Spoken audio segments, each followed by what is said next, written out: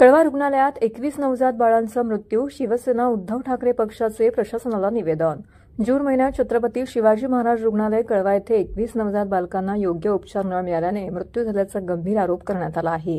या घटनेबद्दल उत्तर मागण्यासाठी शिवसेना उद्धव बाळासाहेब ठाकरे पक्षाच्या कार्यकर्त्यांनी छत्रपती शिवाजी महाराज रुग्णालय प्रशासनाला निवेदन देत जाब विचारणा करण्यासाठी ठाणे जिल्हा प्रमुख केदार दिघे यांच्या नेतृत्वाखाली सदर भेट घेण्यात आली. केदार दिघे यांनी रुग्णालयाचे अधीक्षक डॉक्टर राजेश बारोट यांना या 21 नवजात बाळांच्या मृत्यूबाबत विचारणा केली. त्यांनी विचारले की इतक्या मोठ्या सरकारी रुग्णालयामध्ये असे गंभीर प्रकरण घडणे कसं शक्य आहे. या प्रकरणाची सखोल चौकशी करून दोषींवर कारवाई करण्याची मागणी त्यांनी केली आहे. रुग्णालय प्रशासनाने या प्रकरणी अद्याप कोणतेही अधिकृत विधान दिलेले नाही. मात्र या घटनेने ठाणे परिसरातील नागरिकांमध्ये संताप निर्माण झाला आहे आणि रुग्णालय प्रशासनाविरुद्ध कडक कारवाईची मागणी जोर धरत आहे. या ठाणे जिल्ह्याचा आणि उभ्या महाराष्ट्राच्या आरोग्य सेवेचं अत्यंत दुर्दैव आहे की महाराष्ट्राची जनता या आरोग्य सेवेमध्ये अक्षरशः होरपळून निघते. आपण बघाल, जर का लहान बालकं गेल्या महिन्यामध्ये 21 बालकं जर का या महिन्याभरामध्ये दगावली जातात. गेल्या वर्षभरामध्ये जवळपास एकाच दिवसात 18हून अधिक लोक इकडे दगावले गेले. ह्याच गोष्टीसाठी आम्ही ह्या छत्रपती शिवाजी महाराज हॉस्पिटलला आलेलो की ज्यांचा उभ्या ठाणे जिल्ह्यातील लोकांचा ह्या हॉस्पिटलवरती विश्वास आहे. तिकडे अशी जर का सेवा मिळत असेल तर हे खूप दुःखदायी आहे. आपण जर का बघितलं असेल तर स्वतः डीननी हे कबूल केलं की ही जी बालकं यांना जी फर्स्ट हँड त्यांना जी ट्रीटमेंट त्यांच्या गावांमध्ये, त्यांच्या आदिवासी पाड्यांमध्ये, ते ज्या ठाणे शहर सोडून इतर भागामध्ये या जिल्ह्यामध्ये जिकडे राहतात तिकडे जे NHI सेंटर्स आहेत ते सेंटर्स फुलफिल्ड नसल्यामुळे, ते सेंटर्स तिकडे तेवढे सक्षम नसल्यामुळे त्या क्रिटिकल कंडिशनमध्ये इकडे येतात आणि त्याच्यामुळे हे दगावले जातात. हे लोक पण तेवढे हेल्पलेस आहेत. याचा अर्थ असा होतो की राज्य शासनाकडे असलेले आरोग्यमंत्री काय करतायत हा पहिला प्रश्न. आणि जर का प्रत्येक जिल्ह्यामध्ये, प्रत्येक गावा, आदिवासी पाड्यांमध्ये जर का हे मेडिकल सेंटर्स एवढे सक्षम नसतील तर ते सक्षम करण्याची जास्ती गरज आहे.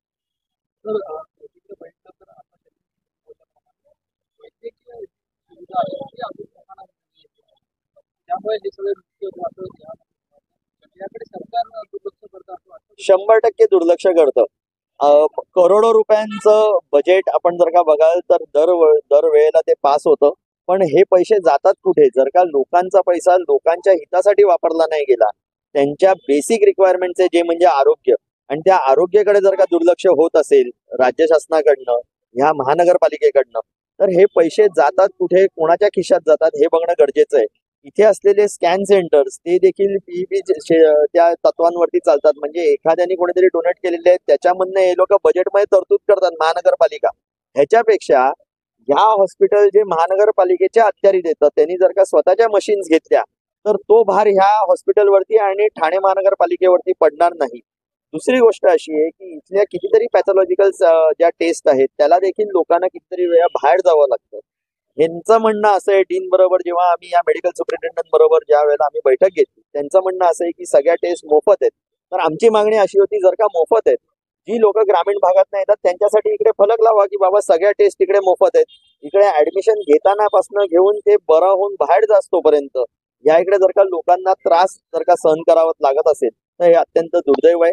त्याचबरोबर आमची मागणी अशी होती की चॅरिटी कमिशनरकडनं अनेक हॉस्पिटल्स मधनं 10% त्यांचे जे काही बेड्स अवेलेबल असतात चॅरिटीच्या अंतर्गत, त्याची प्रोव्हिजन जर का ह्या लोकांबरोबर कोऑर्डिनेशन मध्ये असेल, म्हणजे गव्हर्नमेंट हॉस्पिटल्स बरोबर, तर ह्यांच्याकडे आलेला एखादा रुग्ण जर का इकडे जागा नसेल तर ते लोक रेकमेंड करू शकतात त्या प्रायव्हेट हॉस्पिटलला, आणि त्या चॅरिटी कमिशनरकडनं ते बेड अवेलेबल झाले तर तो रुग्ण कुठेतरी दगावला जाणार नाही. त्याला योग्य त्या वेळेला योग्य ती जे काही आरोग्य सेवा मिळायला पाहिजे ती मिळू शकेल.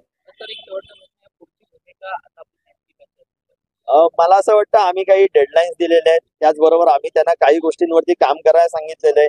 आमची शिव आरोग्य सेना ज्यांनी हा विषय इकडे उपस्थित केला, ज्यांनी ह्या सगळ्या गोष्टी आमच्या सगळ्यांच्या नजरेत आणून दिल्या, आणि त्यांचा प्रयास असतो की प्रत्येक ठिकाणी लोकांचं आरोग्य चांगलं राहण्यासाठी, त्यांचं स्वास्थ्य चांगलं राहण्यासाठी त्यांची धावपळ असते. तर त्यांच्या टीमपैकी म्हणजे डॉक्टर प्रशांत असतील, इकडे एकनाथ आहिरे असतील, ह्या सगळ्या लोक, त्यांचे सर्व सहकारी हे या सगळ्या गोष्टीचा वेळोवेळी त्याच्या बाबतीतले इकडे येऊन फॉलोअप घेत राहतील. आणि त्याच्या बाबतीत जर का योग्य त्या विषय मार्गी नाही लागला तर त्याच्या बाबतीत जसं आंदोलन छेडायचं ते छेडलं जाईल.